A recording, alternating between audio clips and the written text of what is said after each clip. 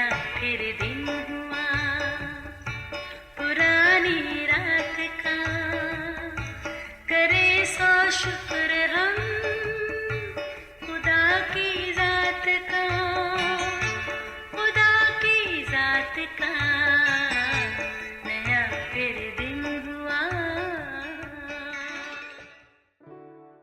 आज की आयत। और वो सब रूल कुदस से भर गए और गैर ज़ुबानें बोलने लगे, जिस तरह रूह ने उन्हें बोलने की ताकत बख्शी।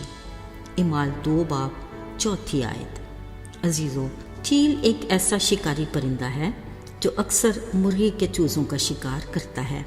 प्यारे प्यारे चूज़े खुशी और आज़ादी से इधर उधर घूम फिर रहे होते हैं, मगर चील अपनी खूंखार नज़रें जुमाए हवाओं में चक्कर लगा रहा होता है। वो इसी घात में होता है कि मुनासिब मौका हाथ लगे तो वो किसी चूज़े को अपने खौफनाक पंजे में जकड़े और किसी पुरसुकून जगह पर ज़ियाफ़त उड़ाए। मगर चूज़ों की माँ चील के ख़तरे से लाइल्म नहीं होती। उसका ध्यान शिकारी पर भी होता है और निगाह अपने चूज़ों पर भी। जैसे ही वो ख़तरे को करीब से देखती है, एक ख़ास किस्म की आवाज़ निकाल कर अपने चूज़ों को बुलाती है। बच्चे इस आवाज़ के मतलब को समझकर झट से भागकर मुर्गी के परों के नीचे जमा हो जाते हैं। अब वो वहाँ महफूज और माँ तसल्ली में होती है। ज़रा देखिए, यह है अपनायत और चाहत की अनोखी मिसाल। अजीज़ों, यीशु ने अपने ज़मीनी दौर में जिन लोगों को अपने साथ आने की दावत दी, वो मुख्तलिफ घरानों और माहौल से ताल्लुक़ रखते थे।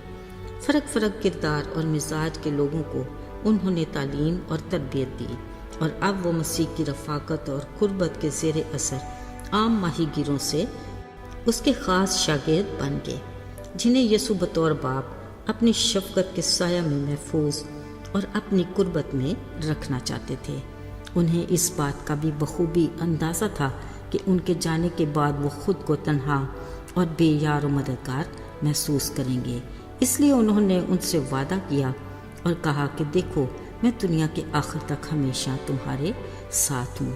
अगरचे वो उस वक्त यीशु के इस वादे को समझ ना पाए, पर अपने आसमान पर उठाए जाने से पहले उन्होंने हदायत की और कहा कि तुम यरूशलेम में ही रहना जब तक तुम्हें कुव्वत का लिबास ना मिले।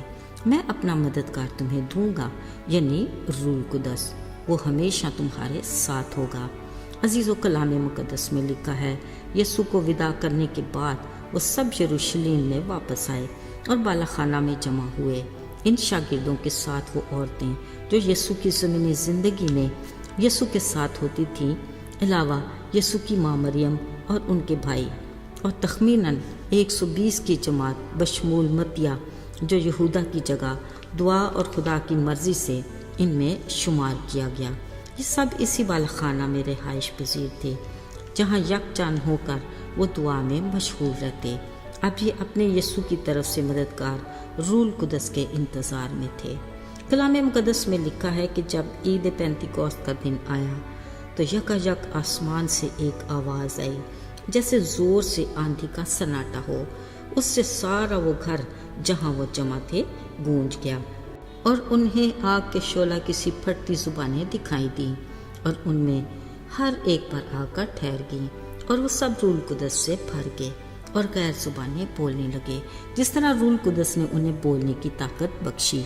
अज़ीज़ो, कलाम मुक़द्दस के मुताबिक ये आवाज़ें इस कदर ज़ोरदार थीं कि वहाँ रहने वाले खुदा तर्स यहूदियों के साथ और बहुत से लोग भी जमा हो गए, जो मुख्तलिफ ज़ुबानें बोलने वाले फ़र्क जगहों से थे, मगर वो सब शागिर्दों की ज़ुबान से खुदा के बड़े कामों का बयान अपनी अपनी ज़ुबान में समझ रहे थे। बिलाशुबा ये अजीब सूरत हाल थी। कुछ तो ठट्ठा भी उड़ाने लगे कि ये तो लगता है ताज़ा मै के नशे में है, मगर अजीज़ों, खुदा का कलाम इस बारे में कहता है कि फरेब ना खाओ, खुदा ठट्ठों में नहीं उड़ाया जाता। ऐन इस वक्त पतरस खड़ा हुआ और बुलंद आवाज़ से पुकार कर लोगों से कहा, तुम सब जान लो और मेरी बात कान लगा कर सुनो। योएल नबी ने रूह की तहरीक से जो कुछ कहा वो आज पूरा हुआ। खुदावंद फरमाता है, मैं अपने रूह में से हर बशर पर डालूंगा और वो नबूवत करेंगे, और मैं ऊपर आसमान पर अजीब काम और नीचे ज़मीन पर निशानियाँ दिखाऊंगा, बेशतर इससे کہ خداوند کا عظیم اور جلیل دن آئے، اور جو خداوند کا نام لے گا وہ نجات پائے گا۔ عزیزو، یاد رہے یہ وہ وقت تھا کہ یسوع نے اپنے شاگردوں کے لیے مددگار روح القدس دینے کا وعدہ پورا کیا اور انہیں قوت کا لباس ملا۔ وہ پطرس جس نے ڈر کے مارے یسوع کا انکار کیا تھا، آج روح القدس کی قوت سے لوگوں کی بڑی بھیڑ کے سامنے کھڑا ہو گیا، اور اسی روح القدس نے اسے متحرک کیا، اور یہیں سے اس کی خدمت کا آغاز بھی ہوا۔ ان کی گواہیوں کی بدولت بادشاہی کی خوشخبری کا کام شروع ہوا، جس سے ابتدائی کلیسیا وجود میں آئی۔ وہ ہر روز رسولوں سے تعلیم پاتے، رفاقت رکھتے، روٹی توڑتے اور دعا کرنے میں مشغول رہتے تھے۔ عزیزو، آج بھی خدا اپنے وعدے کے مطابق اپنے ایماندار لوگوں کے ساتھ ہے، اور انہیں اپنی رفاقت میں اپنے پروں کے سایہ میں محفوظ رکھنا چاہتا ہے۔ لیکن اس نے مددگار روح القدس ہمیں اس وقت عطا کیا جب ہم نے اپنے گناہوں کا اقرار کیا اور اس کے کفارے پر یقین کر کے اپنی پرانی انسانیت کو اتار پھینکا۔ شکر خدا کا، اس نے ہمیں چن لیا اور اپنا روح ہم میں بسایا۔ یاد رہے، ہمارا بدن زندہ خدا کا مقدس ہے اور اس کا روح ہم میں بسا ہوا ہے۔